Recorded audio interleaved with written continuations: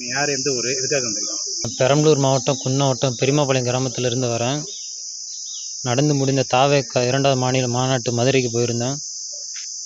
தாவேகா தலைவர் அவர்கள் ramp walk வரும்போது அவரை பார்க்கணுங்கிற ஆசையில் கிட்ட போகும்போது அவர் சுற்றி இந்த பவுன்சர் வந்து என்னை தூக்கி கீழே கடாசிட்டாங்க. நான் சுதாரிச்சுக்கிட்டதுனால கம்பியை பிடிச்சி தொங்கிக்கிட்டேன். அதனால் மனசு ரீதியாகவும் உடல் ரீதியாகவும் எனக்கு சில காயங்கள் ஏற்பட்டிருக்கு. இதுக்கு முன்னாடி வந்து ஒரு வீடியோ போட்டிருப்பேன்.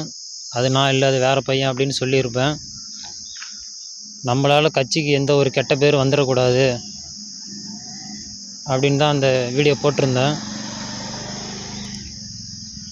என்னை கட்சி தலைமையிலேருந்து எனக்கு யாரும் ஃபோன் பண்ணி எதுவும் விசாரிக்கவும் இல்லை, எதுவும் பண்ணவும் கிடையாது.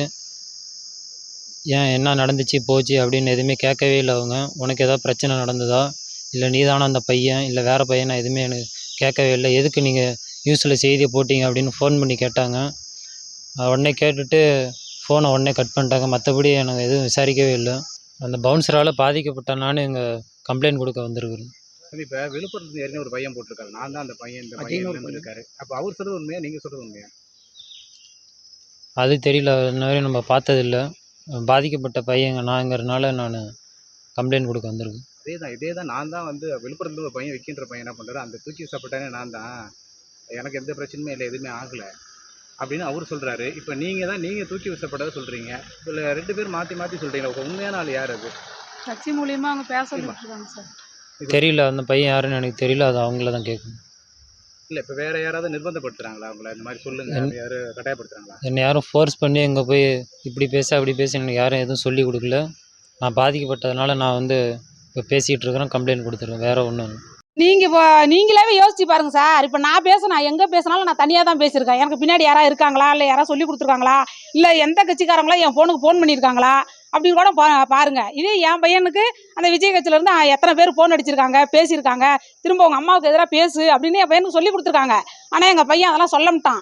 ஏன்னு வச்சிங்க, நம்மளால என்ன பிரச்சனை வேணாம் அப்படின்னு என் கூட வந்து கம்ப்ளைண்ட் மட்டும் இப்போ கொடுக்க வந்திருக்கிறான்.